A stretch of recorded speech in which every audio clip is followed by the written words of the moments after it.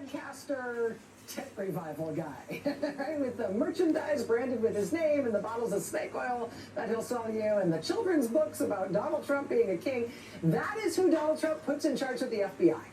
When he gets there, he tells the agents of the FBI, essentially, hey, listen, don't worry, I know I'm an outsider, but I respect what you do enough that we're going to pick one of you guys, an experienced FBI agent, to be my deputy in running this place. Sure, maybe I'm just a podcaster, but we'll put somebody in here as my number two who you'll really trust. And then does he do that? No, he does not. No. He hires instead, as the deputy director of the FBI, another podcaster. Surprise. Burly man whose whole kind of brand as a podcaster is that he's kind of burly. Dan His Bongino. whole shtick is man in tight t-shirt, talks about fighting a lot, and makes a lot of melodrama about the importance of physical toughness and being willing to die heroically for the cause. And of course, the cause is the greatness and infallibility of Donald Trump. Wow, does he love that guy? But he means it only in the manliest way possible. Look at these arms. It's like his whole shtick. He's so Kash tough. Patel, podcaster, names this other podcaster guy to be deputy director of the FBI instead of actually hiring anyone with FBI experience. But now that deputy director, he too has started on the job. And how is that going so far? Headline: FBI creates multi-agent bodyguard team to protect Dan Bongino. The former pro-Trump podcaster is the first deputy director to have a security detail. Full-time protection could require up to 20 agents, former officials said.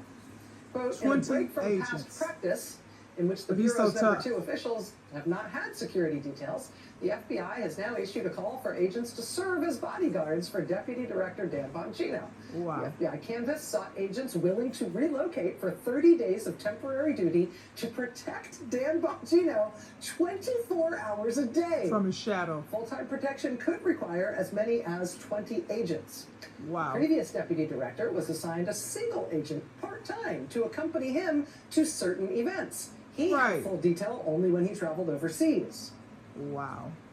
In contrast, though, now, two former FBI officials familiar with the matter said Dan Bongino's current bodyguards have followed him inside secure FBI facilities, including headquarters in Washington.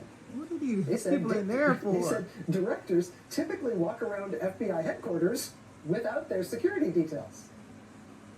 Good Lord. But not this deputy director, not this podcaster.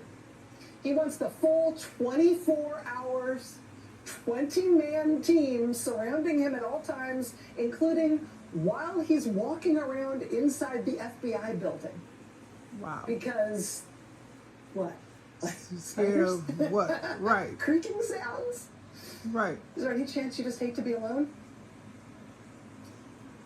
I mean, we are in this everything must go moment, right? Right. They can't afford anything. We can no longer fund libraries or museums. We must stop our work on multi-drug resistant tuberculosis and drug resistant gonorrhea. We are closing the Head Start offices. We are firing the meteorologists who produce weather forecasts. We are firing the people who answer the phones at the Social Security office. We are firing tens of thousands of people who work with veterans at the VA. We are shutting the U.S. Department of Education because everything must go. It's all waste. It's all waste. It all has to go because we, the taxpayers, must pay for Kash Patel's new drapes in his office. His nice new decor that he demanded on day one. Right, they don't know how to run the FBI. Of him, what was that phrase? Of him spending, what was the quote? Quote, a lot of time in Las Vegas. Yeah, he got to go gamble. Where he won't even be enjoying the new drapes. Also, we have to pay for his deputy director, Dan Bongino, the podcaster with the arms. We'll be paying for him to be surrounded at all times by a full-time phalanx of a 20-man team of bodyguards who stay with him 24 hours a day, 7 days a week. So Thought you was tough. While he sleeps, they can sit and watch him.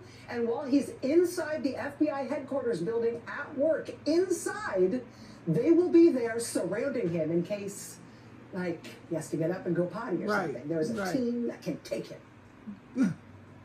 Joke. But it's not only Trump's guys at the FBI.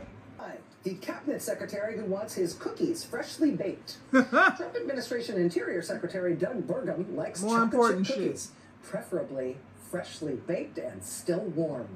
This peculiar fact became the talk of the Department of the Interior in recent weeks after his chief of staff made an unusual request of staff in his office.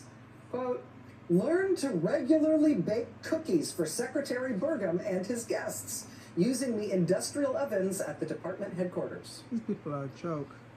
That request was not the only move by They ain't his team doing that shit has that do with alarmed some government. Interior officials. 4 people familiar with Burgum's leadership told The Atlantic that those who run Burgum's office have repeatedly made unusual demands to his employees. His office leadership, for example, once instructed political appointees to act as servers for a multi-course meal. Let me guess who's paying for that. They also did, like waiters, they made them into waiters. They also dispatched a U.S. Park Police helicopter for his personal Oh. transportation. On at least one occasion, a political appointee was told to remake the cookies because the batch was subpar, according to 3 people. The Atlantic has 3 sources on the Interior Department staff member being told to rebake the cookies for the secretary. Shit's crazy. What did they do with the old cookies? What was wrong with them?